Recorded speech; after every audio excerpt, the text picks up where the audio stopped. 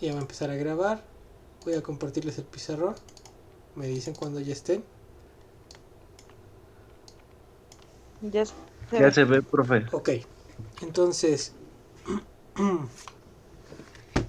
la clase pasada y antepasada vimos cuestiones relacionadas con ¿cómo se llama? Con el cálculo del PIB, PIB real, tasas de crecimiento del PIB, ¿no? Vimos ayer la tasa de inflación, vimos cuestiones referentes a cómo afecta la inflación el poder adquisitivo, siempre y cuando la tasa de inflación crezca más que la tasa de crecimiento del salario nominal.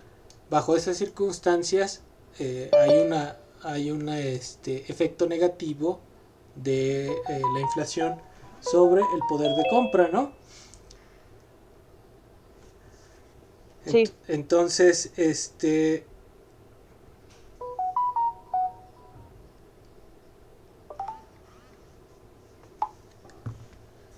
Entonces, bueno, hasta ahí esa es una parte y los ejercicios que vimos pues son importantes que los entiendan, ¿no? Es una fórmula, entonces no creo que tengan mucho problema con esa fórmula.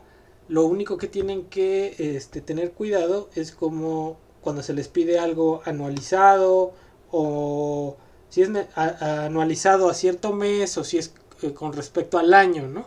Esas cosas hay que tenerlas en cuenta. El PIB, como vimos, la tasa de crecimiento, la sacamos de manera anual. Pueden sacar ahí tasas de crecimiento de trimestre a trimestre, pero generalmente lo que siempre se compara pues, son tasas de crecimiento anualizadas, ¿no? Entonces ahí no hay ningún problema. Entonces, bueno, ayer vimos la definición que es el índice de precios, más o menos ahí les puse un ejemplo. Em, Son cosas que van a venir más o menos como de definición. La primera clase empezamos definiendo lo que era el PIB, una economía abierta, economía cerrada, que es el PIB, el PNB, ¿no? Consumo, inversión, gasto, todos los componentes, digamos, del PIB, ¿no? Hoy vamos a ver un poquito más de ahorro e inversión. Vamos a pasar de la identidad del PIB a la renta nacional y eso es una cuestión de cuentas nacionales. Y para que vean que, por ejemplo, el PIB tanto expresa oferta como demanda, como lo vimos, el consumo, la inversión, el gasto, las exportaciones y las importaciones, pues son demandas tanto nacionales como externas, ¿no? Ofertas nacionales como externas. Entonces, expresa oferta, expresa demanda, el PIB, pero también expresa ingresos. Y esta identidad de las cuentas nacionales para llegar al ingreso disponible, lo que nos va a mostrar es una forma de cómo entender el PIB a partir de los ingresos. ¿Sí? Entonces es importante que se entiendan estas cosas para que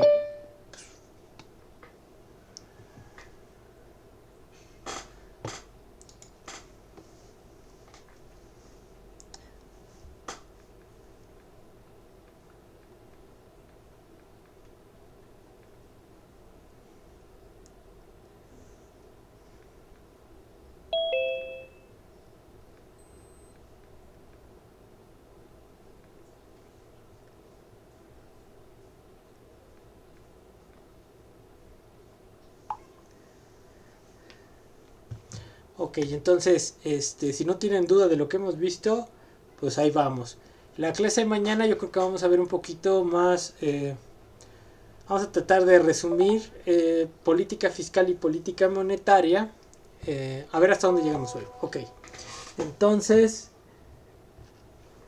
entonces, empezamos, ¿no?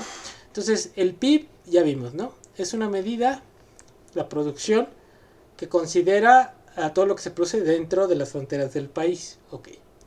Hay un concepto que es muy importante, que es el concepto, bueno, este es el Producto Interno Bruto, ¿no?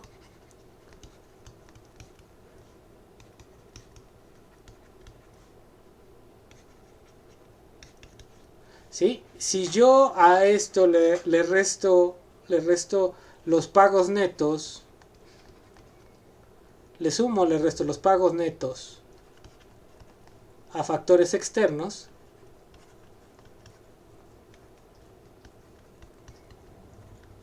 el resultado es el Producto Nacional Bruto, ¿sí? Y este ya es la producción de nacionales, ya sea dentro o fuera del país.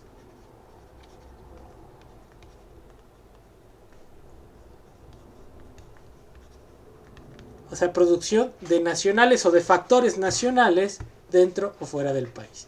Entonces, es lo que vimos ahí en esa cuenta de ¿cómo se llama? En esa cuenta que vimos ahí en el Banjico, en la cuenta corriente.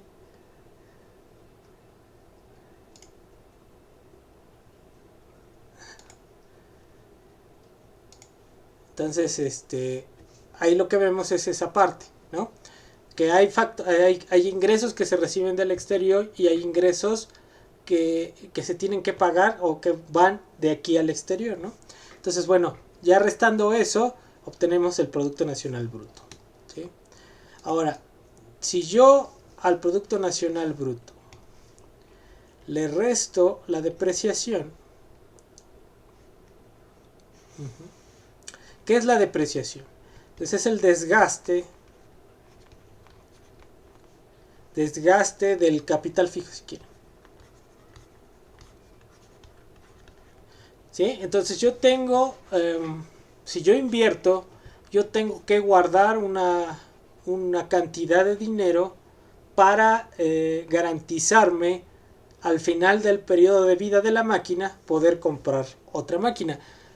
Por ejemplo, en el ejemplo que vimos ayer, de la máquina de tortillas que nos costaba, no sé, 30,000 pesos y que nos duraba 10 años, yo iba descontando ese valor de la máquina diario, ¿no? Eran los 10 pesos o los 9 pesos que estábamos pensando. Entonces esos 9 pesos, 10 pesos, yo los tengo que guardar para que al final del periodo yo pueda comprarme por lo menos una máquina en la misma calidad, ¿no?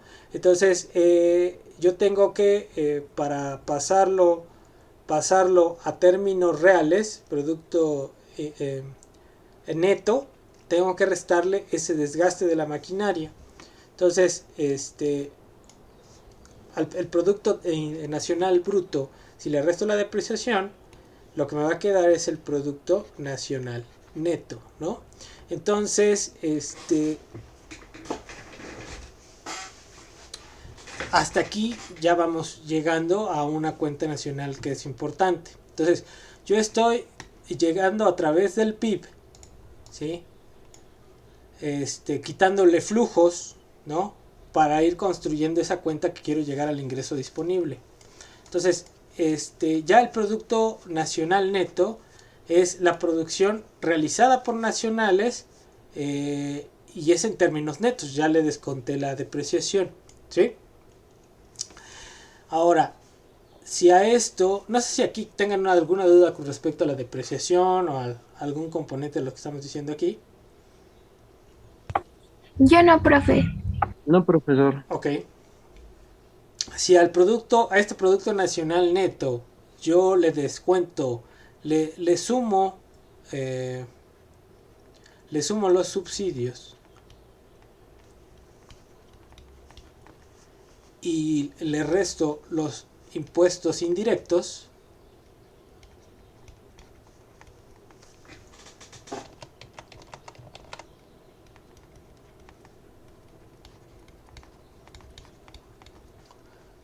voy a llegar al ingreso nacional o a la renta nacional. ¿Sí? Ahora, ¿qué son los subsidios? ¿Qué son los impuestos indirectos? A ver ejemplos de subsidios o de impuestos indirectos. El agua tiene subsidio, ¿no?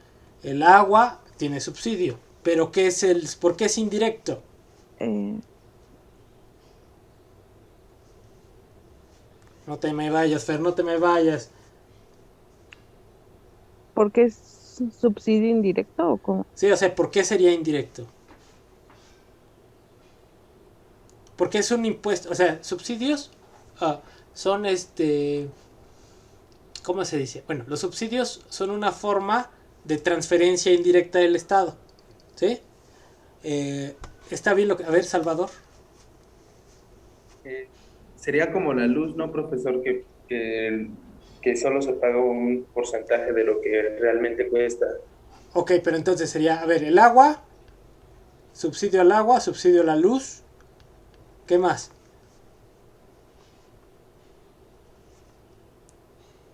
¿Qué más? Al predio, ¿no? El predio, ¿qué más? Es subsidio o descuento.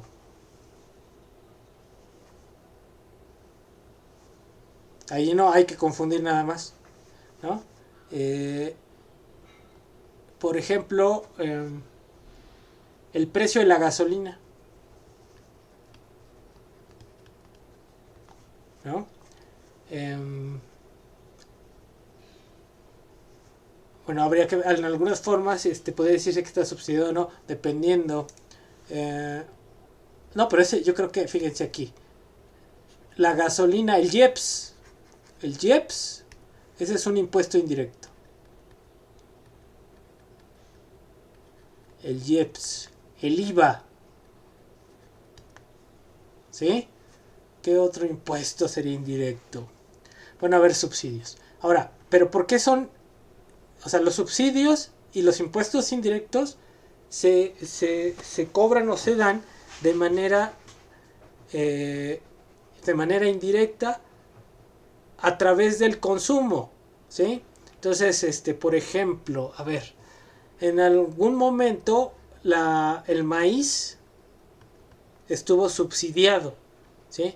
Entonces, a quién le afecta positivamente el subsidio? A los que comen tortilla, ¿no? Entonces, los que compran tortilla se ven beneficiados por el subsidio, pero aquellos que no compran tortilla no, ¿sí? Aquí, por ejemplo, el subsidio al agua se ven beneficiados los que tienen cierto consumo. Después de cierto consumo ya no, igual a luz, ¿no? Entonces, tiene que ver con qué porcentaje o qué tipo de consumo se haga, te ves beneficiado o no.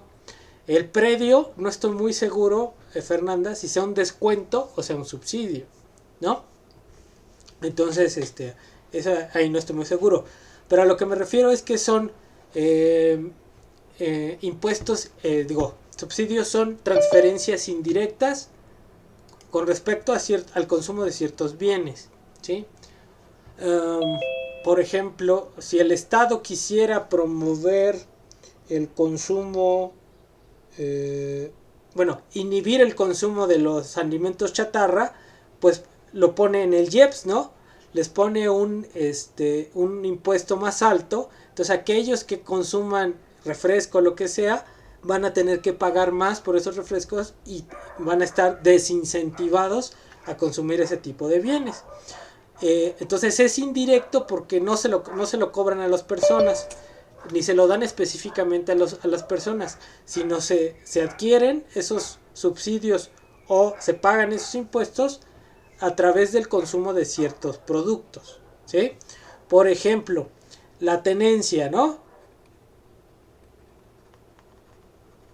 Tenencia en el Estado de México, por ejemplo. La tenencia, ustedes saben que en el Estado de México no se paga tenencia hasta un valor creo que de 460,000 pesos del automóvil. ¿Sí? Si compran un coche por encima de 460,000, pues entonces ya se les cobra la tenencia. ¿Sí? Entonces ahí tiene que ver, esos son impuestos indirectos por el consumo de ciertos bienes. ¿Sí queda claro? O sea, no a todos se les cobran por igual, no. Dependiendo quién consuma qué y quién no. ¿Sí? Eh, ¿Sí queda claro por qué es indirecto?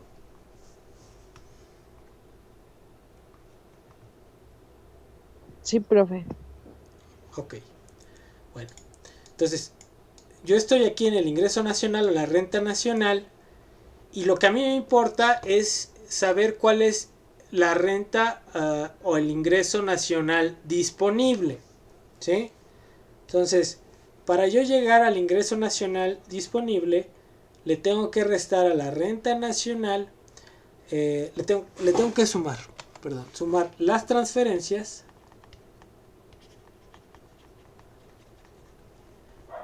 y restarle los impuestos directos.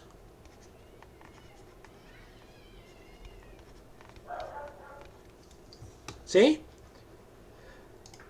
¿Qué son las transferencias? ¿Qué serían? ¿Qué se les ocurre?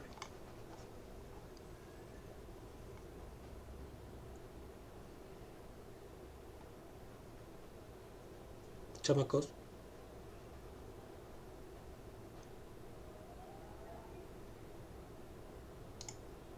¿No? ¿Ya no les importa la vida? No, profe. ¿No les importa la vida o no? También, Ok. Entonces, mm, pues las transferencias de banco, podría ser. no. Es transferencias en el sentido fiscal. No, aquí no entra nada de eso de bancos. Las transferencias son, por ejemplo, la pensión a los adultos mayores, las becas a los alumnos de la UNAM. Son, son cuestiones directas, porque son a las personas, ¿no? Entonces, si tú tienes 60 años y más, 60 y tantos, 70 años y más, te dan tu pensión. Y es una transferencia directa del Estado a las personas. No es indirecta al consumo como los otros, no, es directa. Si cumples ciertos requisitos, se te da una lana, un apoyo. Las becas, ¿no? Las becas de CONACYT en la maestría o cualquier tipo de becas son transferencias y son directas porque te las dan a ti directo. Eh, entonces ahí, independientemente de que consumas o no consumas, te depositan, te dan una lana. ¿Sí? Eso es una transferencia y es directo. Los impuestos directos pues sería fundamentalmente el ISR, ¿no? El impuesto sobre la renta. Entonces, para aquellos eh, que trabajan y están dados de alta en Hacienda, se les descuenta automáticamente del salario una parte que se va al pago de impuestos, el impuesto sobre la renta. Entonces, esos impuestos también son directos, porque va sobre las personas, ¿no? Y sobre los ingresos de las personas. Entonces ahí tienen esas dos partes. Por un lado, el Estado transfiere, ¿no? Y por el otro lado, recauda, ¿sí? Y lo podemos ver ahí en esas dos partes, ¿no? Y esto es una cuestión fiscal, lo que le interesaba a Jose, ¿no? Esto es cuestión fiscal. Los subsidios es un gasto, los impuestos un ingreso, las transferencias es un gasto, los impuestos indirectos son un ingreso, ingresos del gobierno, ¿sí? Y también estos impuestos en general, ya sean indirectos o directos, pues son los mecanismos fundamentales de la política fiscal para distribuir los ingresos. Entonces, si nosotros tuviéramos una política fiscal progresiva, podemos utilizar estos mecanismos de impuestos indirectos y directos para poder transferir riqueza de los que más tienen a los que menos tienen, ¿no? Entonces, digamos que la tenencia es un impuesto progresivo, porque si le cobro un impuesto a quien se va a comprar un carro de 600,000 pesos o 800,000 pesos, estoy diferenciando, ¿no? Les cobro a los que más gastan y con eso puedo hacer programas públicos o puedo dar transferencias o puedo dar subsidios, ¿no? Con los impuestos directos igual. Si fuera progresiva, un análisis, una política, solo me imagino a Arturo. Ok. Se puede hacer una política progresiva en el sentido de que se les cobre a los que más tienen, ¿no? Entonces, eso es política. Eso es política y usar esos recursos para hacer no solamente programas de bienestar como tal, sino inversiones, financiar inversiones públicas para generar empleo, ¿no? Eso es importante. Entonces, estos son instrumentos que son fundamentales para hacer política distributiva. Ahora, la otra cuestión es por qué no se aplican de la manera correcta en el país, porque hay mucha resistencia de las clases pues capitalistas, los empresarios, ¿no? Que no les gusta pagar impuestos, para empezar. Entonces, ni siquiera pagan sus impuestos, ahora menos van a dejar hacer una reforma fiscal para que les cobre más a los que más ganan, ¿no? Entonces, ahí estamos empantanados, ¿no? De hecho, si ven las noticias, pues lo que pasó es que Andrés Manuel prometió a los empresarios que no iba a hacer políticas fiscales mucho más agresivas, ¿no? Pero lo que ha mostrado el gobierno es que se puede captar mucho más si se les cobra, se les exige que paguen a los que no pagan, ¿no? Entonces, eso es importante, lo que nunca se había hecho, ¿no? Ya no se les va a permitir andar ahí con las factureras o andar haciendo teletones para no pagar impuestos, ¿sí? Entonces, por ahí, pero eso es una cuestión fiscal y es importante más o menos explicar y desarrollar los conceptos. Entonces, del ISR nadie se escapa. Bueno, ¿quién paga ISR? Pues todos los trabajadores que estén en el sector formal, fundamentalmente, ¿no? Los que están en el sector informal no pagan impuestos. Pero tampoco es que el sector formal sea una sangría fiscal, ¿no? De hecho, la gente que trabaja en el sector informal es aquellas personas que no han tenido cabida en el sector formal y que buscan autoemplearse vendiendo lo que sea. A algunos les va bien, eso también es cierto, ¿no? Pero evidentemente la gente que trabaja en la informalidad lo hace porque no hay cabida en el sector formal, porque las empresas no dan buenos salarios, porque las empresas no dan buenos empleos, ¿no? Entonces, ¿para qué trabajar, esclavizarte con unos explotadores como son las empresas, que me van a sacar toda la sangre y no me van a pagar bien? Pues mejor intento, si tengo una lana, comprar mercancía, poner en un tianguis y vender algo, ¿no? Eso es así como está la cosa, ¿no? Entonces, son cuestiones ahí que habría que platicar. Bueno, pero entonces, yo voy a pasar, si yo le sumo las transferencias, que son ingresos para la gente, y le resto los impuestos, voy a llegar a un concepto que es muy importante, que se llama el ingreso nacional disponible, ¿sí? Entonces, este ingreso nacional disponible, suponemos que es el ingreso que ya tienen todas las personas, ¿sí? Que les queda a todas las personas para decidir consumir o ahorrar, ¿sí? Entonces, en este ingreso nacional disponible, pues sería básicamente la suma del consumo más el ahorro, ¿sí? Entonces, y de aquí yo voy a sacar una identidad que es muy importante, que el ahorro en estas cuentas tiene que ser igual a la inversión, ¿sí? Entonces, bajo estas cuestiones, yo llego al ingreso nacional disponible y puedo, ¿cómo se llama? Dividirlo entre lo que consume y lo que se ahorra, y aquello que se ahorra tiene que ser igual, y es igual, de hecho, en las cuentas nacionales, al monto de inversión, ¿sí? Ahora, aquí es donde la teoría económica tiene una divergencia. La cuestión es, ¿el ahorro determina la inversión o la inversión determina el ahorro? Entonces, esa es la controversia fundamental de la teoría económica, ¿sí? ¿Van entendiendo o ya yo estoy hablando solo? Yo sí voy entendiendo, profe. Ok, ok. Yo tengo una duda, profesor. Adelante. Dijo que, bueno, a ver si me queda claro. El ingreso nacional disponible es igual al ingreso nacional más transferencias menos impuestos directos. Ujú. ¿Sí estoy bien Sí, o no? sí, sí, sí. Ah, ok. Sí, sí, sí, es que como que Sí, y esa medida, yo sé, es... después bajó y dijo que es el Ajá. consumo más el ahorro. Sí, o sea, esto lo puedo descomponer. O sea, el ingreso nacional disponible es el ingreso nacional o el ingreso disponible que tienen los consumidores, ¿sí? Es el ingreso de los consumidores. Y entonces el consumidor, ¿qué va a hacer? O, bueno, el ingreso de la economía que tienen disponible los agentes para gastar. Entonces, ¿qué deciden hacer ellos con ese ingreso? Consumen, ¿sí? Y lo que no se consume se ahorra, ¿no? Y ese ahorro siempre en cuentas nacionales es igual a la inversión, ¿sí? Entonces, pero la controversia es lo siguiente, ¿no?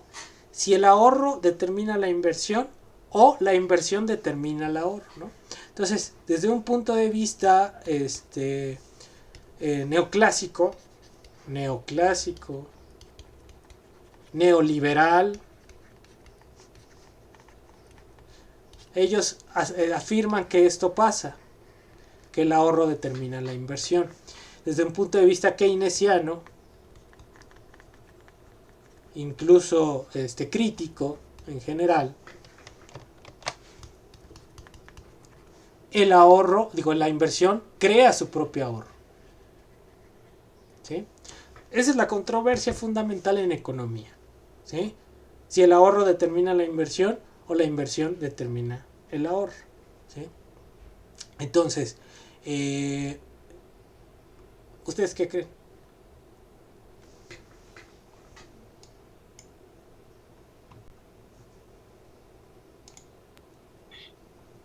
Mm,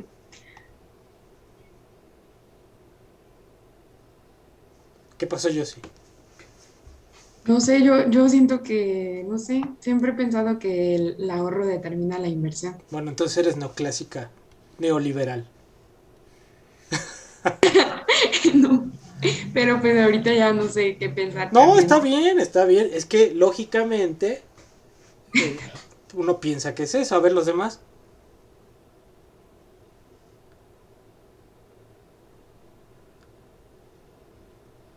A ver, yo sé, en lo que los otros se les quita la pena. ¿Por qué se te hace sensato pensar que el ahorro crea la inversión?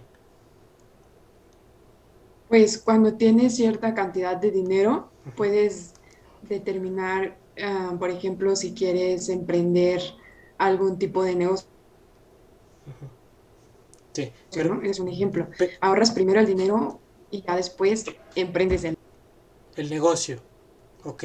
Entonces ahorras, pero fíjate, es una cuestión individual, ¿no? ¿Qué hacen las familias o un emprendedor, un empresario? Ok, a ver, yo sé. Imagínate que tienes un buen negocio, un prospecto de negocio. Aquí voy a poner la tortillería porque es un buen prospecto de ganancia. No tengo dinero. ¿Puedes ponerla o no?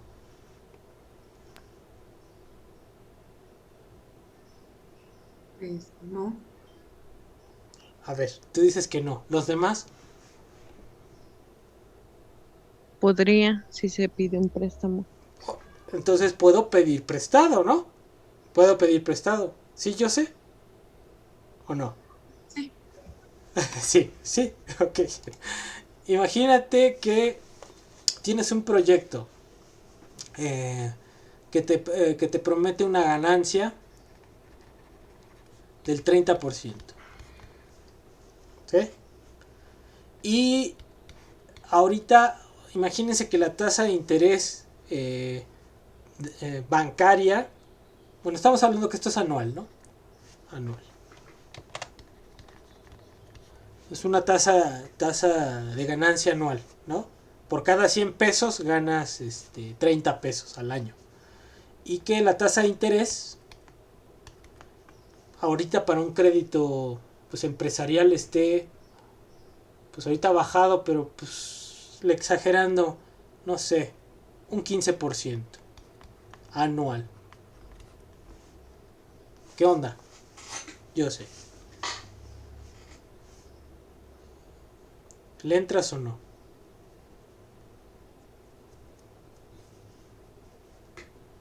Mm, no sé, profe, yo creo que, pues sí, Pero ¿por qué sí? pues Y ahorita que te ayuden a... porque la tasa de interés es más baja. No, o sea, voy a tener, Vas a tener ganancia, ¿no? sí, Ok. ¿Tienes ahorros? No. Pero si se cumple tu tasa de ganancia, ganas y pagas el crédito, ¿no? sí, Ok. Entonces, bien. ¿Sí queda claro para los demás o no? Sí, profe. Ahora, la idea aquí es, yo voy a obtener un crédito, este es un crédito bancario, ¿no? Empresarial. ¿Sí? Este, ¿cómo, de dónde obtienen los recursos los bancos para prestar el dinero?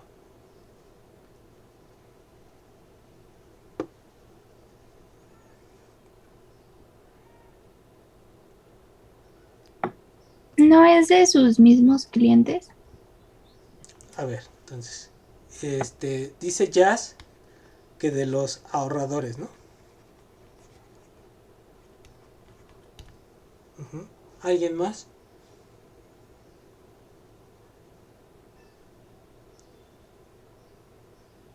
A ver, ahora Jazz, yo te pregunto, cuando, si yo voy a comprar una máquina, ¿sí? Una máquina de tortillas, ¿sí? Voy con el banco y me abre una línea de crédito, ¿sí? Lo que no necesariamente es igual al, a que me den dinero. Me dan una línea de crédito. Me dan un crédito por 30,000 pesos, ¿sí? Un crédito por 30,000 pesos. Ya, me dan una tarjeta de crédito. ¿Sí? Entonces, si yo voy a comprar mi máquina en una fábrica formal, yo pago con la tarjeta de crédito, ¿no? ¿Sí o no? Sí. Pago con la tarjeta de crédito y ya pago, y me dan la máquina. ¿Dónde está el dinero? ¿O dónde está el ahorro? ¿Quién sabe? No, lo pregunto, ¿no? O sea, porque dices, de los ahorradores, pero si cuando tú vas al banco, ¿sí? Imagínense, ahorita la economía no está tan bancarizada. ¿Qué quiere decir? Que todo lo pueda pagar con tarjeta de crédito. Pero, porque también existe el sector informal. El sector informal no te acepta tarjeta de crédito, ¿no? Tienes que pagar efectivo. Pero grandes empresas, o si estamos hablando de negocios formales, pues te aceptan tarjeta de crédito, ¿no? Entonces yo voy con el banco y yo voy a comprar una máquina en una empresa formal, pues no necesariamente va a haber movimiento de dinero. O sea, es una cuenta, ¿no? Crédito. Me dan a mí un crédito, una tarjeta de crédito, yo con esa tarjeta de crédito voy y pago. ¿Y dónde está el ahorro? ¿Dónde está el ahorro? ¿Dónde está? ¿Sí? A lo mejor en ese momento los bancos no tienen reservas en su haber y yo estoy gastando con el crédito que me dan. ¿Sí? Entonces, yo aquí a lo que voy es lo siguiente. Quítense de la cabeza que los bancos necesitan ahorro para prestar. No necesitan los bancos ahorro para prestar. Ellos pueden crear dinero. De la nada. Una tarjeta de crédito te establece a ti cuando te dan tu tarjeta de crédito, te dan un monto de crédito y tú puedes usar ese monto de crédito totalmente o no. Puedes incluso sacar dinero de ahí, ¿sí? Vas con tu tarjeta de crédito, sacas en el cajero, con tarjeta de crédito sacas dinero, ¿no? Pero ese dinero no necesariamente tiene que venir del ahorro, ¿sí? Entonces, esa idea de que los bancos necesitan ahorro para prestar, esa es una idea neoliberal, ¿sí? La economía no funciona así. La economía no funciona así y por eso hay deuda, ¿sí? La deuda crece porque todavía no se ha generado el ingreso para pagar esa deuda, ¿sí? ¿Y esa deuda qué es? Pues creación de poder de compra, ¿sí? Si el ahorro fuera igual a la inversión, no hubiera deuda. ¿Por qué? Porque lo que unos gastan es porque otros se los prestaron, ¿sí? Y lo que pasa es que la deuda crece más que el PIB. Entonces, para que fuera igual el ahorro y la inversión, la deuda tendría que ser igual por lo menos a lo que se produce, ¿no? Pero no es así. Entonces hay mucho más creación de poder de compra de lo que el sector real está produciendo, ¿sí? Entonces esa es la cosa, ¿no? O sea, porque si fuera que el ahorro creara la inversión, ¿sí? Pues la deuda de las empresas tendría que ser igual a su inversión, ¿sí? A su inversión física, si lo quieren ver. No necesariamente se cumple eso. O sea, sabemos que por contabilidad, podemos tener que el activo es igual al pasivo. Sí, sin embargo, ese activo no necesariamente es productivo. Ese activo a veces se divide en activo físico y activo financiero. Entonces, lo que tengo ahí es que a veces estoy generando ganancia por la vía financiera, pero eso no es una cuestión de inversión física, ¿sí? Entonces, en términos contables, sí, el activo es igual al pasivo, pero en términos económicos, el activo no necesariamente es igual al activo productivo. El activo puede ser activo financiero más activo productivo, ¿sí? Entonces, eso siempre hay que pensarlo. ¿Cómo ven? ¿Estoy loco? Sí. No, profe. ¿No? Yo creo que sí.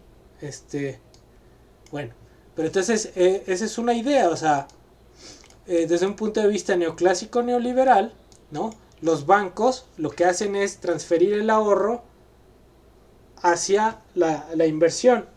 Y desde un punto de vista crítico keynesiano, ¿sí?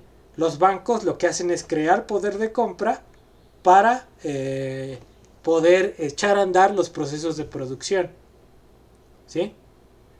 Entonces, como veíamos aquí en este ejemplo, si hay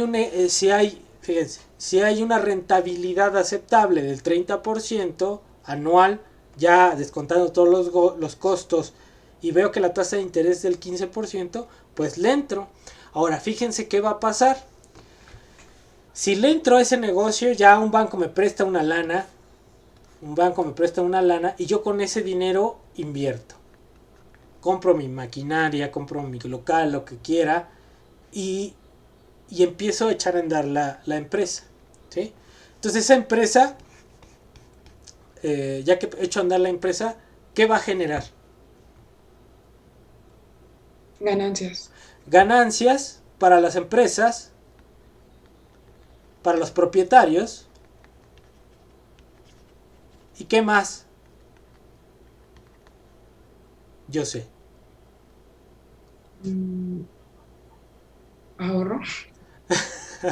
Y ingresos para los trabajadores, ¿no? Porque pues, voy a emplear a gente que me trabaje en la tortillería, ¿no?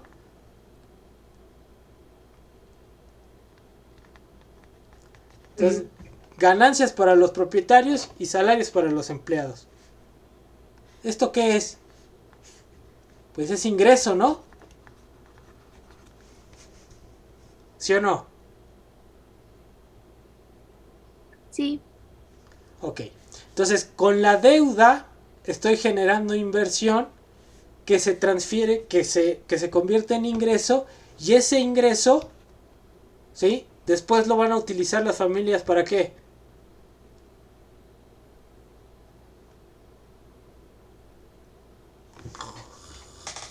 Para ahorrar ahora sí.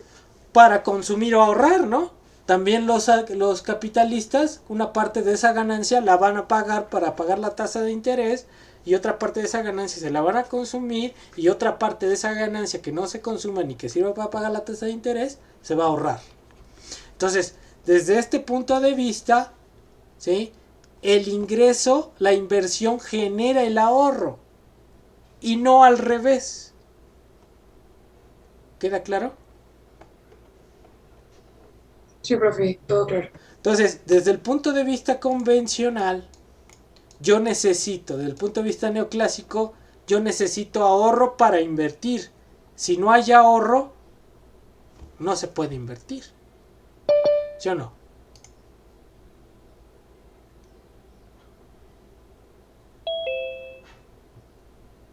Yo nada más hago caras y ni me pela. Sí. Entonces, aquí la cuestión es la siguiente. Y me dice José, sí, sí hace caras y nadie lo pela. Entonces, entonces ahí tenemos estas dos teorías, ¿sí? Estas dos teorías que pareciera contradictorias. Ahora, yo les preguntaría a ustedes, ¿los bancos son los únicos que pueden crear dinero?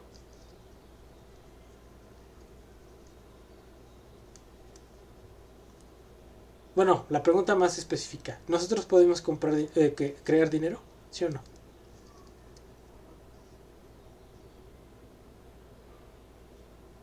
¿Qué pasó, Fer? Ya no escuché nada. No le iba a decir que no ¿Que no? podemos crear dinero. ¿No? ¿No podemos? ¿Quién dice que sí? Crear, no. ¿Quién dice que sí? ¿Nadie dice que sí? ¿Qué dices, Jazz? A ver. Ay, es que se escuchaba el ruido de la basura. No importa, ¿qué tiene? ¿Qué tiene? Pues a todos lados pasa la basura. ¿Qué tiene de malo? Pero es que qué tal que se escuchaba el grito de tira tu basura. ¿Y Y qué yo así. tiene? O sea, ¿y qué tiene? Aquí se escuchan los malditos perros. ¿Qué tiene? No, eso no es motivo para cerrarle. O sea, aquí siéntanse libres ya. O sea, no, esas cosas no. Si hasta los más fifís, allí en Coyoacán, se oye la del, ¿qué? Fierro viejo que vendan, ¿no? Entonces, pasa nada, ¿no? No, pero yo quería decir que crear como tal, yo creo que no podemos. Ok. A ver, ¿quién dice que sí? Ya díganme a alguien que sí, ¿no? Es que depende mucho del contexto, profesor. A Buenas ver, tardes. no, pues a ver, ¿por qué? A ver. Crear el dinero como tal, o sea, realizar o hacer el billete, legalmente no se puede. ¿Será? Legalmente tal vez sí. ¿Cómo? ¿Ilegalmente? Pero, ¿Ilegalmente sí? tal vez sí, ¿no? Puede crear billetes, no sé, falsos y pues se pueden hacer circular. Pero bueno, eso es viéndolo del contexto del hacer la moneda física. Pero en Pero a ver, cuestión de hacer... espérate, Ricardo. No pienses en billetes y monedas. Piensa en poder de compra. ¿La tarjeta de crédito son billetes y monedas? No. ¿Un cheque? Pero bueno, a lo que voy, déjeme terminar. Ándale. El dinero tal vez sí lo podemos hacer con fuerza de trabajo, ¿no? Entonces ahí nosotros estamos haciendo el dinero. Bueno, ganando una ganancia. Ok. Se tiene una ganancia por esa fuerza de trabajo. Ok, no, ahí estás produciendo algo y te pagan por un servicio que estás dando, ¿no? Ya sea que seas abogado y estés ahí resolviendo divorcios, o seas un obrero y estés pues empleado para producir algo. Estás recibiendo un equivalente por tu trabajo. No, pero aquí la cosa es poder de compra. Por ejemplo, la tarjeta de crédito. La tarjeta de crédito, si tú vas y pides un crédito y te lo dan, ese crédito que te lo dan está retribuyendo algún esfuerzo tuyo? Pregunto. Tal vez sí, un buen historial crediticio. No, no, sí, Pagos. sí, pero te están dando una... Si vas con doña Chonita ahí en la esquina, ¿sabe qué, doña Chonita? Préstame una feria. Préstame 200 pesos. ¿Vale? Te los presta. ¿Qué onda? ¿Está retribuyendo algún trabajo tuyo? No, en ese sentido no. No. Para mí, pues. No, o sea, eso. Y te está dando un poder de compra. ¿Sí? Sí, a ver, vamos a ver esto aquí rápido. Yo les digo lo que sigue. Nosotros podemos, si estuviéramos en el salón de clase, podemos crear dinero. Poder de compra. Y ahorita se las voy a demostrar. Déjenme ahorita. A ver. Ok. A ver aquí. Voy. Les voy a compartir esto. Me dicen cuando lo vean. Ilegal, legal. ¿Ya están viendo? Ya, profe, ya se ve. ¿Qué están viendo? Un ejemplo de un pagaré. Un pagaré. Un pagaré es poder de compra. Imagínense que, imagínense, aquí estoy poniendo otro, ¿no? Otro formato de pagaré, ahí está. Dice pagaré número 300 y feria. Bueno, por 13,000 pesos. Sí, 13,000 pesos. Dice en Manzanillo, Colima, tal. Dice pagaremos incondicionalmente por esto la orden. Se le va a pagar a Emilio Rangel Aranza o no sé qué, ¿no? En Manzanillo, Colima, la cantidad de 13,000 pesos mexicanos. ¿Sí? Y firman en nombre, dirección tal. Aceptamos a Alexis Santana Alonso. ¿Sí? ¿Es legal? Sí, sí es legal. ¿Ricardo es legal? Ya se fue Ricardo. No, que estoy lavando trastes. Yo hace rato terminé de lavar, hombre. Pero no hay problema. ¿Es legal el pagaré? Sí, es totalmente legal, ¿no? Ahí está. Entonces imagínense que yo, imagínense que estuviéramos en el salón de clases. Ojalá ya podamos algún día regresar al salón de clases. Y que alguien de ustedes llevara una laptop. A ver, ¿qué laptop tienen? Presúmanme una.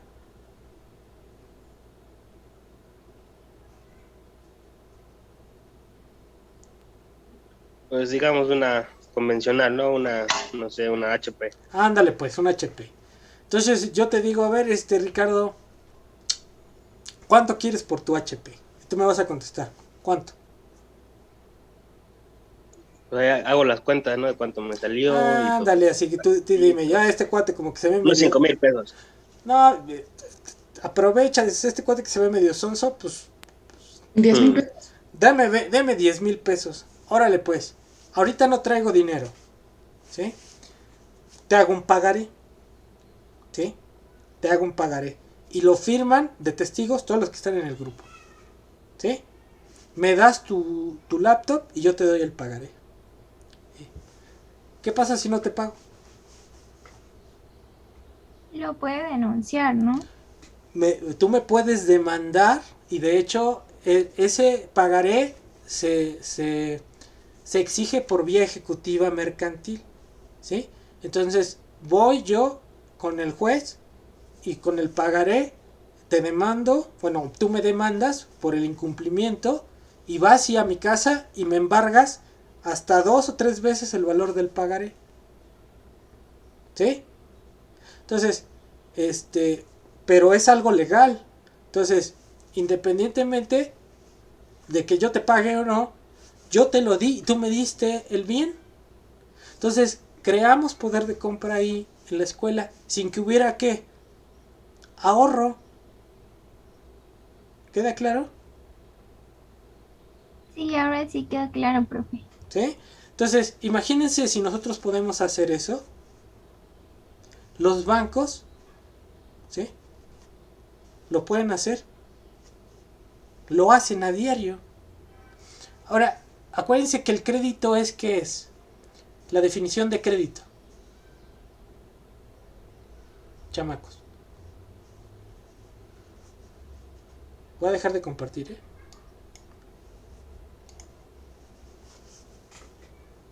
Viene de creer, de confianza, ¿sí? Entonces, o sea, el sistema económico funciona a través de la confianza, ¿sí? Hay unos que son tranzas, pero el que es tranza no vuelve a participar dentro del sistema económico, ¿sí? O sea, hay bancos como Ficrea, ya no están, hicieron su tranza y ya no están. Pero los bancos que quieren seguir funcionando como bancos tienen que ser confiables. Entonces el dinero que ellos me den está garantizado por la confianza que yo tengo en la institución financiera, ¿sí? Y esa confianza no necesariamente está respaldada en una cuestión de ahorros. ¿Se queda claro? Uh-huh. Al igual ahí como si estuviéramos para comprar para comprarles yo a Ricardo su laptop, él confía en mi pagaré porque tiene confianza en que su profesor no le va a hacer una jugada, ¿no? Nunca se confíen, pero esa es la idea. ¿Sí queda claro? Sí, profe. Entonces, con este ejemplo, váyanse quitando esa idea ya muy vieja de que para invertir se necesita ahorro. No se necesita ahorro. Se necesita un buen proyecto, ¿sí? Y tener confianza en la gente, ¿sí? O tener, ¿quién puede, a ver, si yo a mí no me conocen en los bancos, ¿quién puede avalarme para que me den un crédito? ¿Quién podría hacerlo?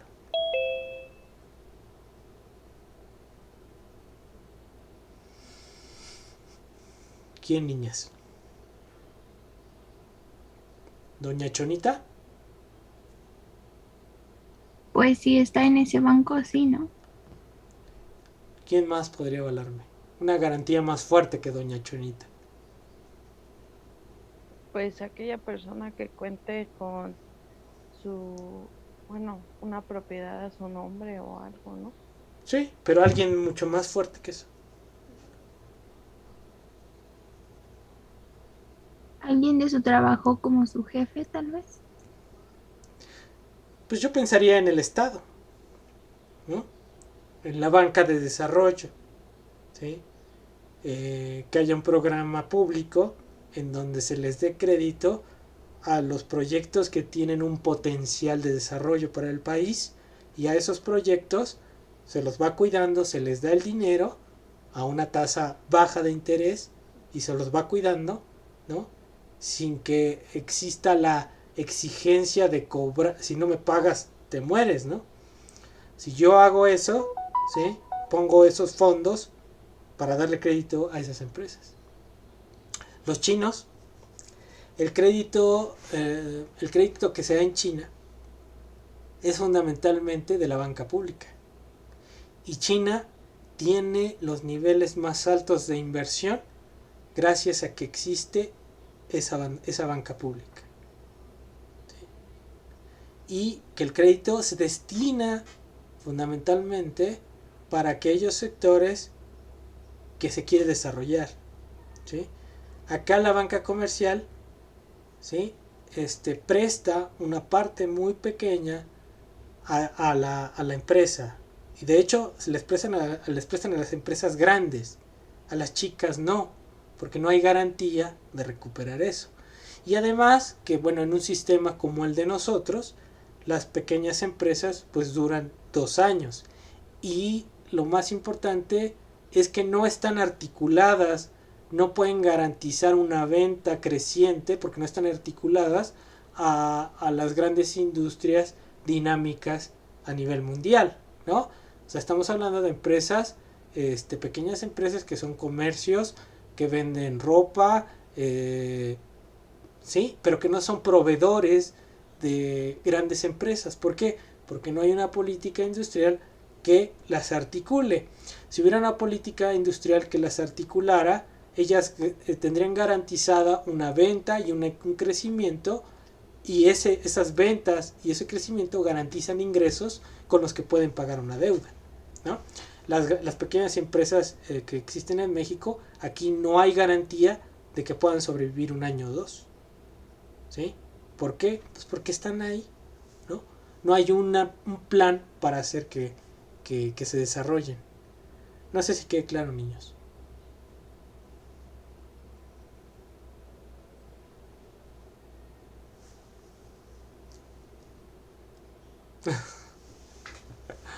No, ustedes es más difícil que hablen ustedes, hombre, no puede ser. Sí, quedó claro, profe. Está bien, está bien.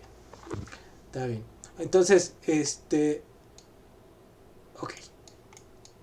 Ok, entonces fíjense. ¿Por qué es importante ver al PIB de este lado? Porque de este lado podemos ver que del PIB también se compone de los ingresos, ¿sí? O sea, no solamente es oferta y demanda. En el PIB se están contabilizando los ingresos públicos como los impuestos, ¿no? Los gastos públicos, ¿no? Las transferencias y el ingreso de los de los agentes. El ingreso nacional disponible de hecho es una medida del ingreso. Entonces estamos midiendo en el PIB, estamos midiendo oferta, demanda, ingreso, ¿sí? Vamos ahorita a explicar un poquito más de lo que es la inversión. Entonces, en una economía, ahorita no están viendo nada, ¿verdad? No, profe. Ya están viendo en pizarrón. Ya. Sí, ya. Okay. Entonces, en una economía, lo fundamental, para que crezca una economía se necesita invertir. No hay de otra. O sea, la variable más importante del PIB es la inversión, ¿sí? Y eso tanto de una teoría como la otra. Entonces, la inversión es la variable fundamental. ¿Y qué es la inversión? Como dijimos, la inversión es la demanda de bienes de capital. Bueno, lo pongo con K, pero es capital. La demanda de bienes de capital, ¿no? De capital fijo. ¿Sí? Ahora, en las cuentas nacionales, nosotros tenemos una variable que es la formación bruta de capital fijo. Y también tenemos una variable que es la inversión fija bruta, ¿sí? La diferencia es que la formación bruta de capital fijo es la suma de la inversión fija bruta más la variación de las existencias.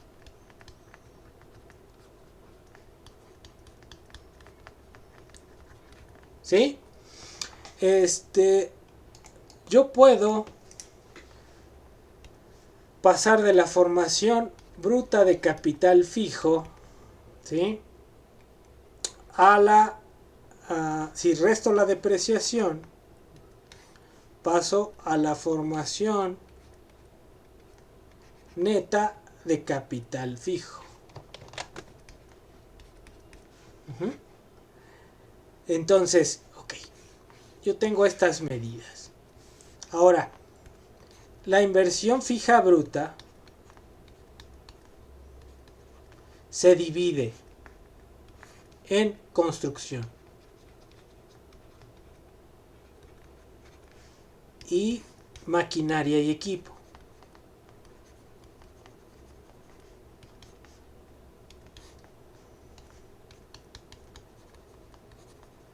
La construcción se divide a su vez en residencial y no residencial. Y la maquinaria y equipo en nacional y extranjera. A su vez, yo podría dividir la inversión fija bruta en privada y pública.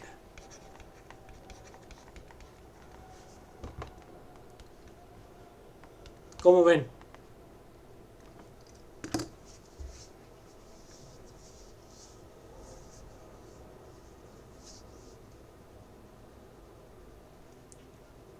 ¿Ya no ven? ¿O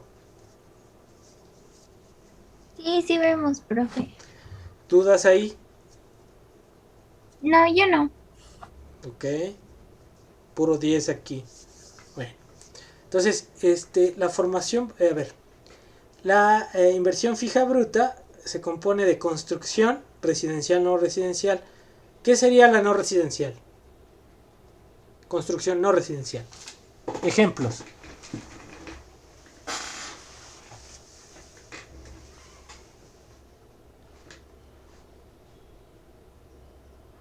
Chamacos, ejemplos. A ver, ya es que no hay dudas. Las Las escuelas.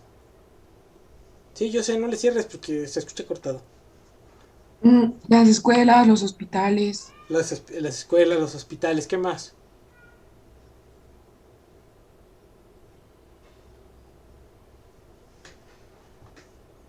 ¿Qué más? ¿Qué más?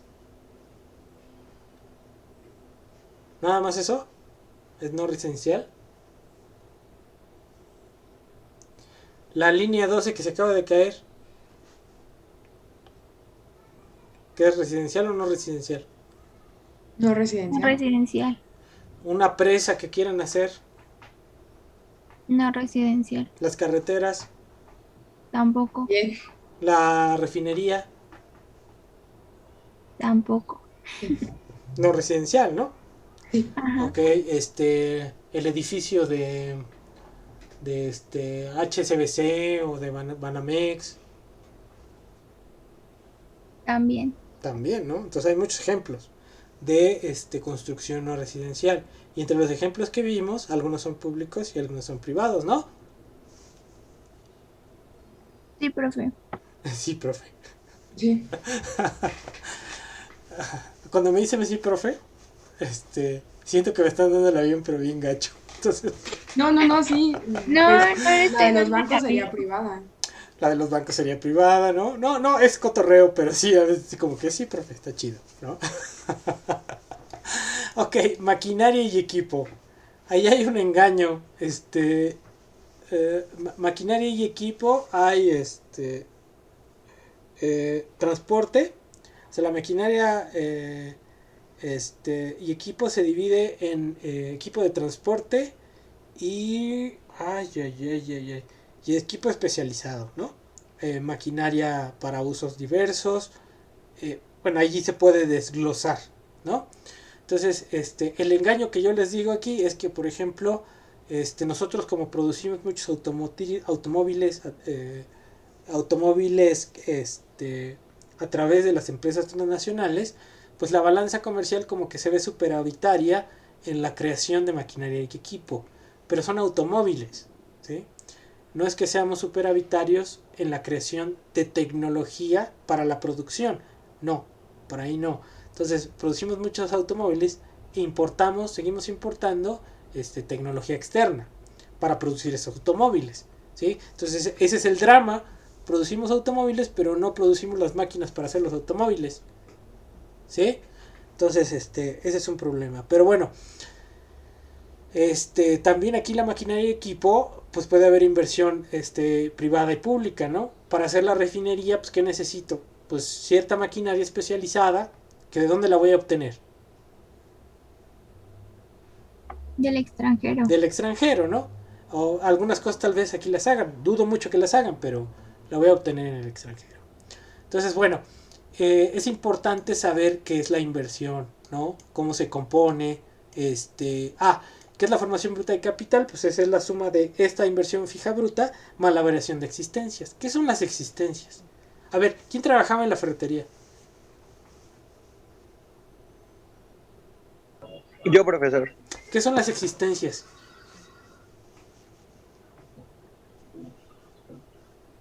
La verdad, no tengo ni idea. Ah. ¿Para qué le invento un choro? A ver, invéntame un choro. Por existencia le podría decir al menos todos los artículos que se encuentran dentro del establecimiento pues para vender. Esas son las existencias, mijo. Tu stock, tu inventario. ¿Sí? Entonces, las empresas productivas tienen dos tipos de inventario. Un inventario de insumos y un inventario de productos terminados. ¿Sí o no? Por ejemplo, aquí, a ver, Martínez Villegas, ya ni sé quién eres. Te digo que pongas tu nombre ahí, Sí, sí, sí. hombre. Perdón. Lo siento. A ver, en la ferretería, ¿qué tienes? ¿Insumos o objetos para la venta? Pues es que tienen de los dos, tienen como, no sé, a lo mejor tienen el cemento, el block. Sí, pero todo. espérate. A ver, no confundas. Aquí hay dos cosas. Ok. A ver, si yo soy empresa, ¿sí? Que produzco, mesas, ¿sí? Mi stock o mi inventario de insumos, pues es la madera que tengo para cortarla. Y, Ok, ya lo entendí. ok, entonces ahora sí. Pues como tal no tienen más que los primeros productos para construir, no tienen más que el inventario de los insumos solamente. No, pero tú no produces, o sea, tú tienes Por ahí. eso, o sea, no me refiero a producir, sino a lo mejor tienen los componentes para generar, ¿no? A lo mejor el producto, ¿no? Sí, pero para ti, que eres el ferretero, eso es un producto final. Ok, Tú no lo produces, tú lo compras, no, y lo revendes, ¿sí? ok, Pero es un stock de productos finales para ti sí. Para el otro que te los compre, tal vez son insumos. Si compran el cemento es un insumo, si compran el alambre es un insumo, si compran unas pinzas, no necesariamente es un insumo. A lo mejor yo llego a tu ferretería, vendeme unas pinzas, porque yo quiero unas pinzas como un producto final para arreglar cosas en mi casa, ¿no? Entonces, pero para una empresa que produce algo, o sea, tú como ferretería no eres una empresa productiva, exacto. es un revendedor, ¿sí? Eres un revendedor Sí, sí. casi a la mercantilista, compras barato y lo vendes un poco más, Exacto. para sacar una ganancia. Ujú. Pero las empresas que son productivas tienen stocks de insumos que los utilizan para procesarlos y para producir algo, ¿no? Entonces tienen unos stocks de entrada y unos stocks de salida, ¿sí? Porque hay cosas que se producen y no se venden, ¿sí? Entonces, pero sí lo que tú dijiste es correcto, tú tienes unas existencias, ¿sí? Tu ferretería, pues, podríamos pensarla como un almacén de existencias, en donde tú vendes, guardas cierta mercancía esperándola vender. Entonces, tu negocio es fundamentalmente un stock de mercancías, ¿sí? Ok. ¿Sí? Entonces, tú estarías aquí en esta parte, en la variación de las existencias, ¿sí? Porque hay mercancías que están ahí que no se han vendido, que es tu caso, ¿no? Ya se produjeron, ya se produjo el cemento, ya se produjo el alambre, produjeron las pinzas, no sé qué vendes, máquinas de soldar, todo lo que sea, ¿no? Pero todavía no se han vendido al usuario final. Entonces, ahí está la cosa. Eso es un stock. ¿Entendieron todos, chamacos? Ok. Sí, profe. Ok. Ok, me quedo con el sí, profe. ¿Dudas? No, yo no, yo sí he entendido bien todo. Ok. ¿Para el examen ya estás lista? Ay, eso no me gusta contestarlo porque a veces digo que sí y repruebo. Ay. Está bien, está bien. Yo sí hace caritas, pero no dice nada. Está bien. Ok. Otro concepto importante es la depreciación, que ya dijimos aquí. Entonces, la depreciación es un gasto que tienen que hacer las empresas, ¿sí? Para ir reponiendo el valor de esos instrumentos o de esa maquinaria en el tiempo. A ver, le voy a preguntar aquí que otra vez quién es Martínez Villegas, hombre. Martínez Villegas, que no alcanzo a ver el nombre completo.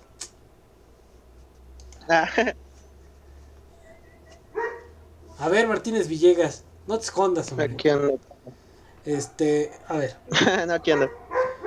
ustedes ahí en la ferretería tienen que gastar algo para el mantenimiento de los bienes que tienen ahí, ¿o no? No. ¿No? ¿No los limpian? Es que por decir, ¿no? Nada más tienen lo que es la bodega, ¿no? A lo mejor lo único que podría hacer serían las camionetas donde reparten Ok. todas las... Ajá. Ok, pero ¿la bodega les cuesta o no les cuesta? No, porque bueno, se puede, a lo mejor sí pagan cierto impuesto, pero como tal ya es la propiedad es de ellos. Ok, entonces, bueno, digamos que su mercancía no durará mucho tiempo, ¿no? Ahí en el stock, en la bodega. Exacto. ¿Cuánto tarda en salir esa mercancía? Pues usualmente no tarda más de 2 días en salir porque muchas veces las toneladas de cemento no duran mucho. Se hace duro el cemento Sí, si claro. no se ocupa en ciertos días Ujú. y no dura más de 3 días en la bodega. Entonces, por Cuando ejemplo, ya se vende. en ese tipo de negocios que circula rápido la mercancía, no es necesario empezar a tener un costo por el mantenimiento, ¿no? O sea, imagínate que no vendieras el cemento, pues es una pérdida, es una merma para ti, ¿no? Sí, sí, sí. Entonces, bueno, en ese negocio no es necesario el mantenimiento, pero por ejemplo, imagínense en otro tipo de empresas en donde las mercancías se tengan que estar manteniendo, se tengan que estar limpiando, se tengan que estar Sí. guardarse a cierta temperatura.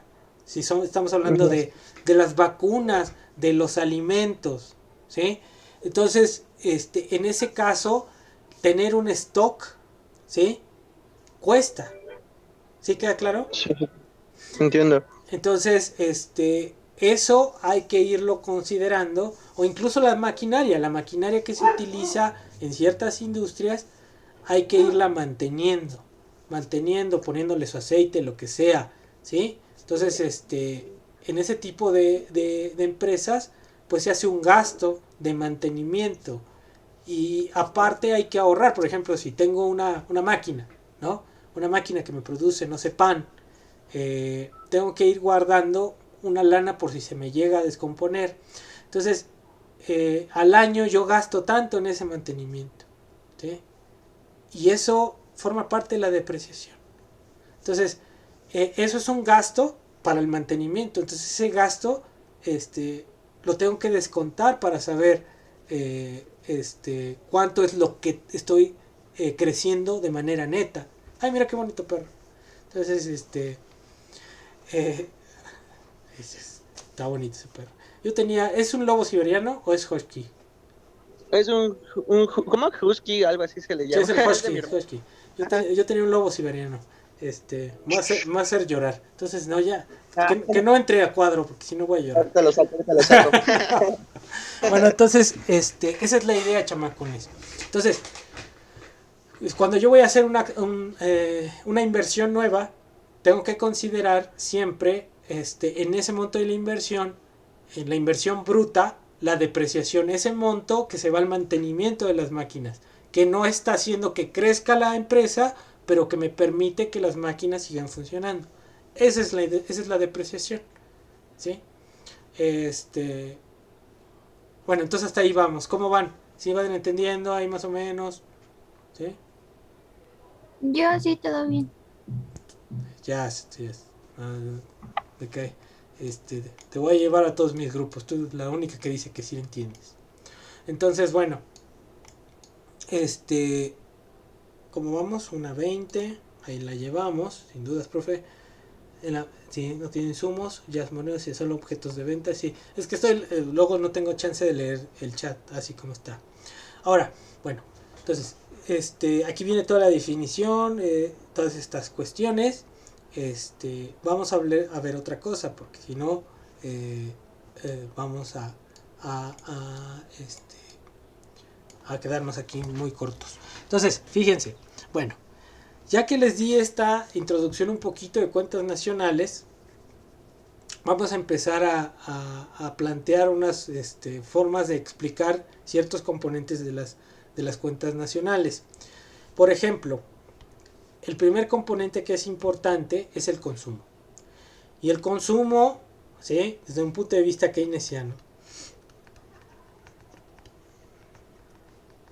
se define como una constante alfa 0 más un alfa 1 que depende del ingreso disponible. Entonces, esta alfa 0 es el consumo autónomo. ¿Qué sería mi consumo autónomo?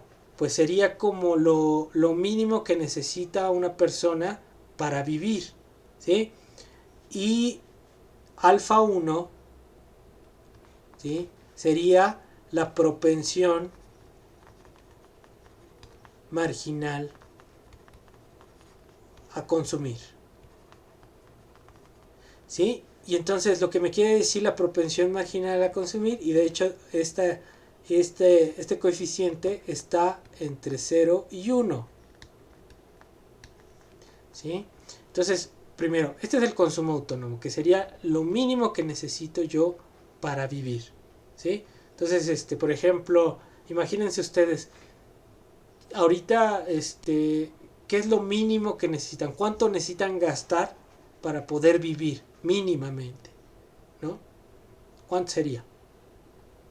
Al día, a la semana, Al día, vamos a poner al día, ¿no? Como yo digo que unos, ay, no sé, es que depende de cada persona, pero según yo, como 250. 250, y esos 250, ¿cómo los está repartiendo? Entre lo que comes y, no, pero dijo que lo mínimo para vivir, entonces ahí no entran pasajes.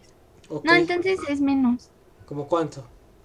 Como 150 para que te compres algo de desayunar, comer y cenar. Ok, entonces, eso sería lo mínimo que necesitamos. Un referente, alguien no puede tener más o menos, pero lo mínimo que se necesita para vivir. Y luego hay una propensión marginal a consumir, ¿sí? Que depende del ingreso. Entonces, a medida que crece el ingreso, imagínate, Jazz, ahorita tienes, bueno, lo que necesitas para vivir mínimo son 150 pesos. Imagínate que de repente entraras a consiguieras una chamba en donde te empezaran a pagar 5,000 o 10,000 pesos, ¿no? Entonces, ¿qué te permitiría comprar esos 10,000 pesos digamos que al mes? Bueno, es que también incrementa gastos porque ya es de pasaje y dependiendo de la vestimenta que tienes que llevar al trabajo. Ok, pero ¿qué te permitiría comprar? Algo que no te puedes comprar ahorita. No sé, es que tampoco es como que alcance para mucho. Bueno, imagínate que de repente te dan un ascenso y te pagan 30,000 al mes. Bueno, quizá un auto no tan caro. Ok, ¿cómo qué marca de coche? Un Golf de la Volkswagen. Ok, ok. Imagínate que de repente subes de puesto, te empiezan a pagar 50,000 pesos. ¿Qué onda? Pues ya ahí puedes cambiar de auto. ¿Qué auto? Por como un Audi A1 que no está tan caro. Ok. No, pues si no la quieres pelona, mija, pero está bien el Audi A1. El Audi A1. Entonces, imagínate que te suben de puesto 100,000 pesos al mes. ¿Qué onda? Un Audi A3. Un Audi A3, ¿no? Y así va, o sea, el consumo va incrementando conforme va incrementando el ingreso. ¿Sí me explico? Pero ya el consumo en determinados niveles de ingresos ya no crece tanto.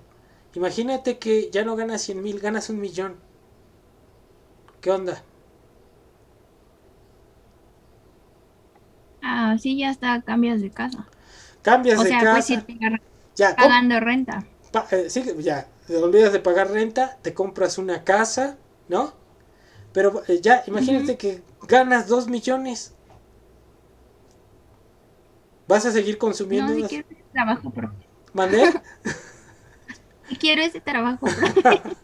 No, pero hay gente, por ejemplo, fíjate, este, ¿qué consumes ahorita normalmente? ¿Qué te gusta comer? Muchas cosas, pero ¿Pero qué es lo me gusta básico? mucho la carne. ¿Pero qué es lo básico? Carne, ¿ok? Ujú, carne. Entonces, ok. Si sube tu ingreso, ¿vas a seguir consumiendo carne? Sí, Ok. Pero fíjate, de 10,000 a 20,000, ¿vas a consumir más carne o la misma? la misma, Si subes a 100,000 pesos, la la misma. misma, Si subes 1,000,000, la misma. ok. Entonces fíjate, el consumo, tal vez puedes empezar a comprar mejor tipo de carne, pero el gasto que hagas, ¿no? Ya no va a crecer tanto en función de tu ingreso. O sea, si a mí me gusta, al rato voy a comprar pura carne de Kobe, ¿no? De esta de japonesa, de no sé qué. Pero llegas a un punto en de que sube tu ingreso, pero ya no gastas más, ¿sí? Ya te compraste la casa, ya te compraste el coche, ya estás viviendo ahí con Maluma, lo que tú quieras, lo que sea. Este, ya tienes todo y sigue creciendo tu ingreso. Ya tu consumo no crece tanto. Entonces, ¿qué puedes empezar a hacer? Invertir. Invertir, ahorrar el exceso, ¿sí? Pero esos a niveles de consumo ya, más o menos, que hayas satisfecho todo lo que necesitas, ¿sí? Entonces, una vez que satisfaces todas tus necesidades a un nivel que tú consideres el mejor, ya empiezas a ahorrar, ¿sí? Ahorita, por ejemplo, nosotros ahorramos para comprarnos cosas de mejor calidad. No estamos ahorrando para invertir. Slim, Slim, todo el ahorro que tiene lo invierte en cuestiones financieras. Pero nosotros, si estamos ahorrando, lo estamos ahorrando ya sea para comprarnos un coche, para comprarnos una casa, pero no es un ahorro que se destine como el de los ricos a cuestiones financieras. ¿Sí? ¿Sí queda claro a todos? Sí, exacto. Ok. Entonces, esta función keynesiana lo que mide es eso. Y lo que dice es que a medida que crezca el ingreso, el consumo crece, pero en menor proporción. ¿Sí? O sea, si yo compro tortillas, compro 1 kilo de tortillas y aunque gane 1,000,000 de pesos, voy a seguir comprando mi kilo de tortillas, ¿no? Entonces, el consumo que yo tengo va disminuyendo en proporción a cómo crece mi ingreso. Entonces, esa propensión marginal a consumir lo que me dice es que mi consumo va a crecer, pero en menor medida que mi ingreso. Vamos a poner un ejemplo. Entonces, aquí Jazz dice que necesitamos 150 pesos para vivir. Más, yo le voy a poner aquí como somos pobres, ¿sí? Somos pobres, voy a poner un punto 8. Un punto 8 de nuestro ingreso disponible, ¿sí? Entonces, imagínense que crece mi ingreso, que gano, ¿cuánto? No sé, 5,000 pesos. ¿Cuánto es mi consumo hoy? Con ese ejemplo. Hagan el cálculo ahí.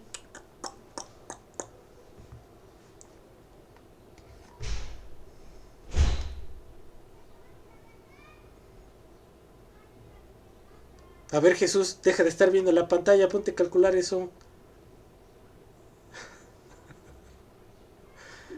Va, ya voy, ya voy. Ya voy. Me sale 4,150. A ver, entonces son 150 más punto 8 por 5,000 es igual a 4,150. Ujú. Ok, Fíjense.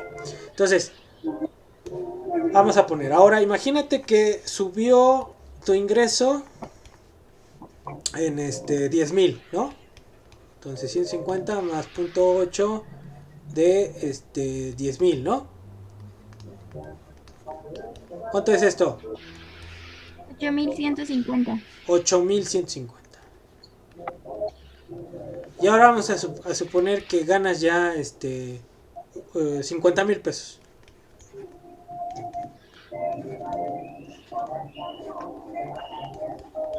¿Ese punto 08 de dónde era, profesor? Es un supuesto, fíjense, y esto es un supuesto. Dicen que la gente pobre, bueno, este esquema, la gente pobre gasta más de su ingreso en consumo, la gente rica cada vez menos. Entonces, como nosotros somos de clase media para abajo, ¿no? Le ponemos 0.8. Entonces, de clase media para abajo le ponemos 0.8, ¿no?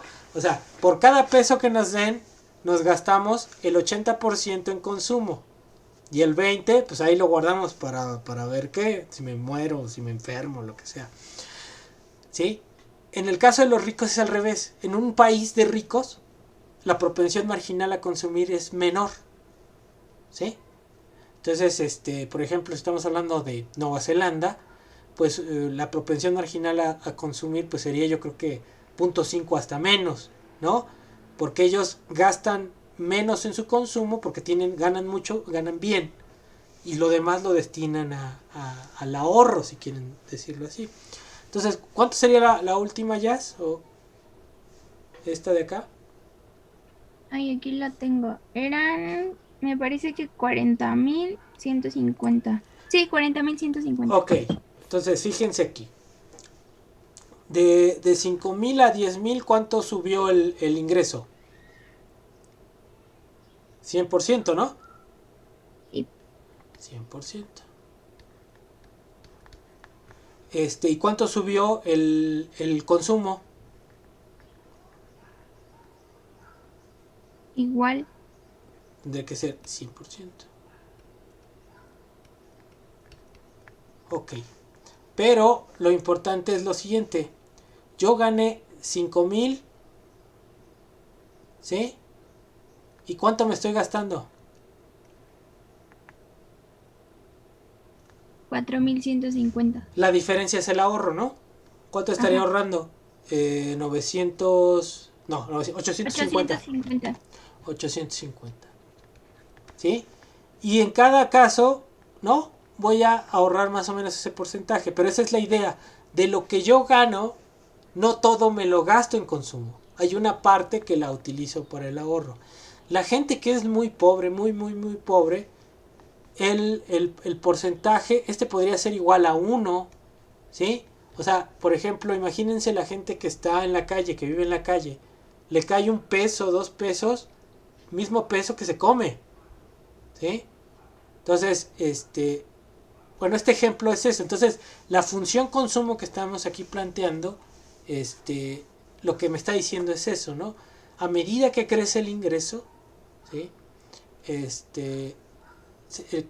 A medida que crece el ingreso, el consumo crece, pero no tanto como el ingreso, ¿no? O sea, mi ingreso creció en 5,000, pero lo único que me gasto son 4,150 y ahorro 850, ¿sí? Entonces, esto es muy importante. Y bueno, en una sociedad de ricos habría más ahorro por cada unidad de ingreso, ¿sí? En una sociedad de pobres hay menos ahorro por cada unidad de ingreso, ¿sí? Entonces, aquí, ¿sí queda claro esta parte? Entonces, Yo sí le voy entendiendo. ok, fíjense, si las empresas, ¿de qué dependen? Ahí, Jesús, ¿de qué depende tu changarro?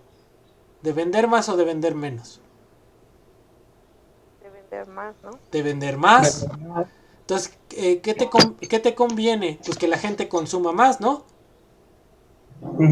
¿Sí? Sí, Entonces, sí. fíjense, pongan atención aquí.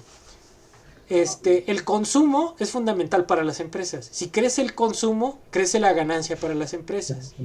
Y crece la posibilidad de que quieran invertir más para ganar más, ¿sí? O sea, por ejemplo, si de repente ahí en la ferretería no se dieran abasto con las ventas, tendrían que o contratar más gente o poner una sucursal de la ferretería o hacerla más grande, ¿sí?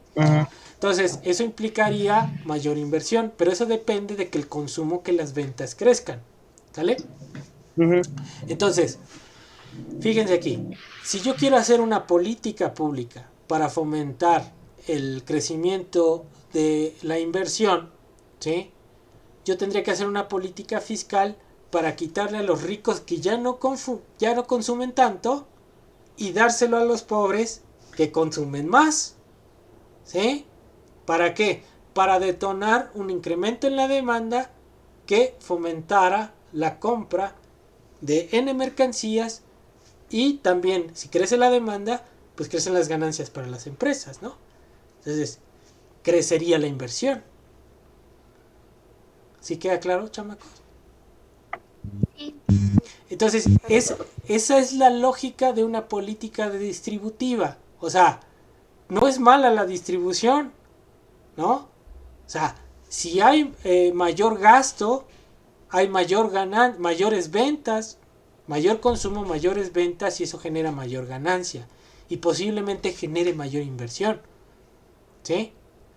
Pero entonces, ¿qué hay que hacer? Tratar de ponerles impuestos a los que más ganan y darles ese ingreso, o generar una forma de que estos tengan ingreso para que gasten y que se genere un crecimiento en la demanda, ¿sí? Entonces, hay que generar ingresos. A ver, ¿qué haría el gobierno? Agarro, les cobro a los que más ganan, ¿sí? Y ese dinero lo utilizo para financiar la refinería, y ahí en esa refinería les doy empleo a la gente bien pagado. Y esa gente con ese ingreso bien pagado va a gastar más. Y si gasta más, va a demandar más. ¿A quién? A todas las empresas de la economía, ¿sí? Entonces, si crece la demanda, crece la ganancia y crece la inversión. Esa es la cosa. Aquí, Jesús, ¿conviene que te demanden más o no? Sí, ¿No? Entonces, ¿por qué la gente no demanda? Pues porque no tiene empleo, no tiene ingreso, ¿no? Entonces, es la cosa. Entonces, es una cadenita. Entonces, aquí, con esta explicación, podemos entender por qué sería bueno cobrarle a los ricos, ¿no? Hacer una política pública de generar empleo, pagar bien, para generar un incremento en la demanda, ¿sí? Y bueno, aquí estamos suponiendo que es 0.8 porque es un país, pues, de pobres, ¿no? Y en las sociedades más desarrolladas, pues ese 0.8 se transforma en 0.3, en 0.4, 0.5, ¿no? Pero también en esas sociedades más desarrolladas, y eso ahí están los datos, se cobran mucho más impuestos, ¿sí? O sea, por ejemplo, en Nueva Zelanda o en esas sociales democracias, ¿no? La tasa impositiva es muy alta, pero a cambio de eso tienen servicios de salud, educación y muchas otras cosas. Transporte, tan solo el transporte, de muchísima calidad, ¿sí? ¿Sí? Y eso es importante también. Bueno, entonces aquí estamos hablando de la función consumo, ¿sí? Ya casi vamos a acabar. No sé si tengan dudas aquí a partir de esto. Entonces, lo importante es que la función consumo lo que me dice es que no todo lo que me gano me lo gasto en consumo.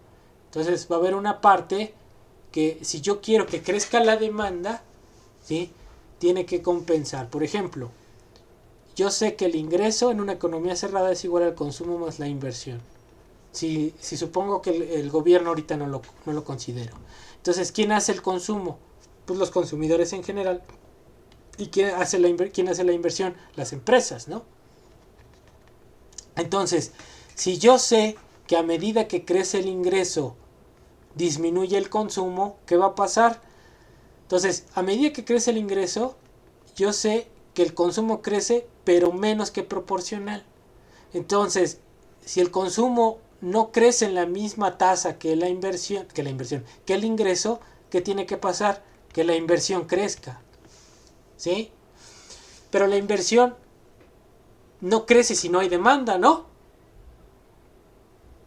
Entonces, a medida que estoy pasando de un país, se están transformando la estructura de ingresos del país, se consume menos. Entonces yo tengo que garantizar una demanda creciente, ¿sí? Entonces, ¿cómo le hago? ¿Sí? Pues la inversión tiene que crecer. ¿Cómo le hago? Inversión pública, ¿sí? La inversión pública me puede generar esa demanda que se cae por el consumo, ¿sí? Y lo importante de la inversión pública es que si voy a construir la refinería, ¿sí?, voy a demandar ¿qué? Insumos para construir la refinería. Ahora, ¿cómo funcionaría bien en el país que esos insumos y que esa maquinaria las hicieran empresarios nacionales? ¿Sí?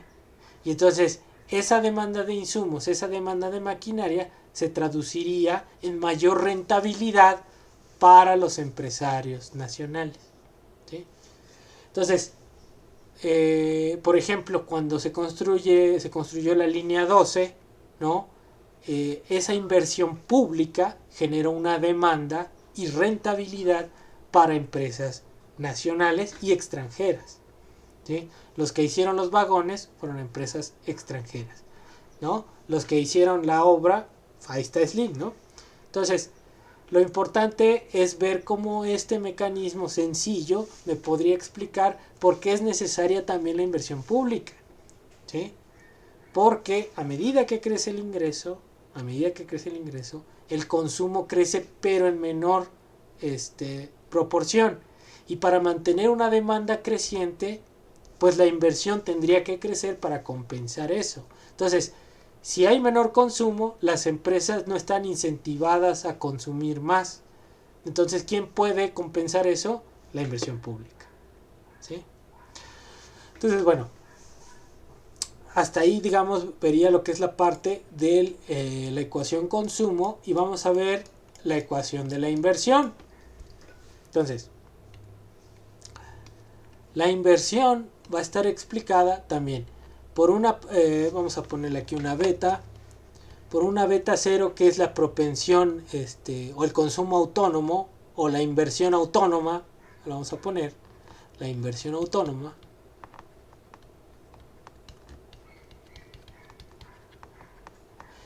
que esta inversión autónoma sería como el gasto que tienes que hacer a fuercitas para funcionar, ¿sí? Entonces, por ejemplo, a ver ahí, Jesús, ¿cuáles son los gastos, vendas o no vendas, tienes que hacer para funcionar ahí en la ferretería? ¿Me podría volver a explicar? Es que no le comprendí muy bien. La inversión autónoma sería como el gasto que realizan las empresas para poder funcionar, vendan o no vendan. A ver, Sandra, a ver, Jazz, ayúdenle ahí a Jesús. Pues yo creo que la luz, el agua, tal vez renta, si es que rentas un local. ¿Qué otros gastos puedes tener? ¿Salario? Comidas, tal vez. Pues el salario también, ¿no? O sea, podrían ser ese Sí, tipo. salarios de las personas si tienes algún trabajador. O sea, vendas o no vendas, tienes que pagar siempre algo, ¿no? Lo que sea, aunque sea poco. La gasolina de las camionetas también. Las gasolinas, ¿no? Pero si no vendes, pues ahí están paradas, ¿no? No necesariamente, porque luego muchas veces van a... No, sí, ya la entendí, sí, perdón, sí, tiene razón, lo siento. Okay. Sí. No, pero está bien, o sea, mínimo hay que gastar algo. Entonces ya ahí podremos ver algo, vendas o no vendas. Entonces esa es la inversión autónoma, o sea, tengo que invertir algo, o tengo que darle mantenimiento al local, la puerta de la entrada, el lugar donde se pone la mercancía, tengo que hacer algo, ¿no? O simplemente mandan policías a que vigilen el Ya, establecimiento. ahí está, bueno. algo que tienes que hacer, algo tienes que hacer. O por ejemplo poner cámaras de vigilancia para lo que quieras, ¿no? Entonces un gasto que tienes que hacer. Luego va a haber otro coeficiente, el beta 1, ¿sí? Que fíjense, depende del ingreso de la economía. Pensando al ingreso de la economía como venta. Acuérdense que el PIB es la producción, pero del consumo final. Entonces estamos hablando de ventas. Entonces a medida que crezca el ingreso, también va a crecer la inversión en cierta proporción. Entonces esto sería como la propensión marginal a invertir, que depende del ingreso, ¿sí? Menos otro coeficiente, un beta 2, que depende de la tasa de interés. Entonces, ¿por qué? Porque desde el punto de vista económico, ya sea desde el punto de vista keynesiano o neoclásico, marginalista o neoliberal, se asume que cuando crece la tasa de interés,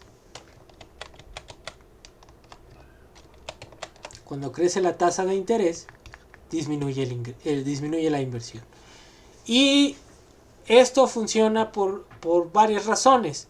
Simplemente si se considera que las empresas tienen créditos en el banco, ¿no? Cuando sube la tasa de interés, pues se tiene que pagar más y entonces eso merma las ganancias. Y si se merman las ganancias, pues se merma la inversión, ¿sí? Ahora, si sube la tasa de interés, también desestimula al proyecto productivo. ¿Por qué? Porque a lo mejor es más rentable el proyecto financiero, ¿no? Entonces imagínense que estamos hablando de que mi proyecto me promete el 30% de ganancia y de repente la tasa de interés que la teníamos en el 15% sube a 20%, ¿no? Pues entonces hay cañón, ¿no? Entonces ya ahí está presionando mi ganancia. Y si llegara, por ejemplo, a 25%, pues a lo mejor ya no le entro. Porque qué tal si no saco lo necesario para pagar la tasa de interés, ¿sí? Entonces el incremento de la tasa de interés me presiona a la baja mi expectativa de inversión, ¿sí? Por varias razones, ¿sale? Entonces esa es la idea que está detrás de la ecuación de inversión. Entonces, con estas ecuaciones mañana vamos a desarrollar un modelito macroeconómico y esa va a ser la última parte que vamos a ver de este remedial y es lo que yo pondría en el examen, ¿no?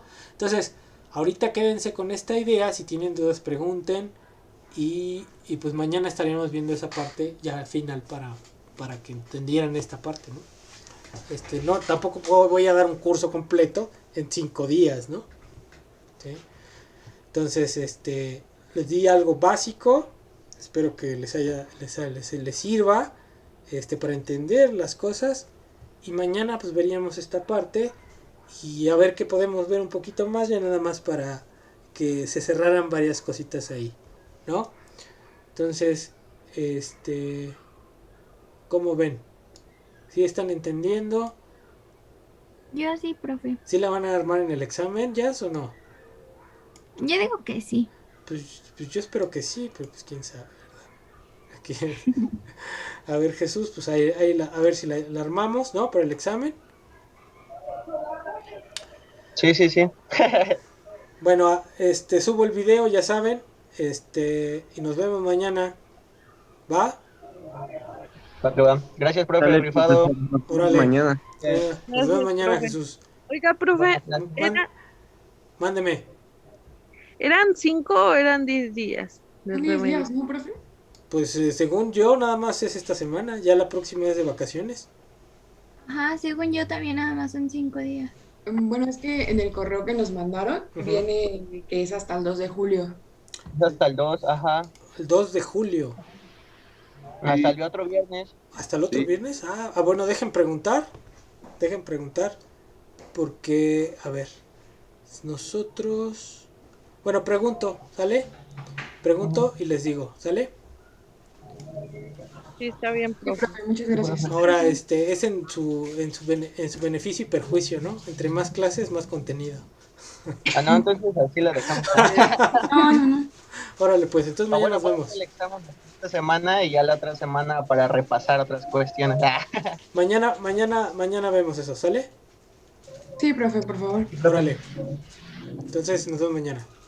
Nos vemos, profe. Buen día. Hasta luego. Hasta luego. Gracias. Nos vemos, profe. Gracias. Hasta luego.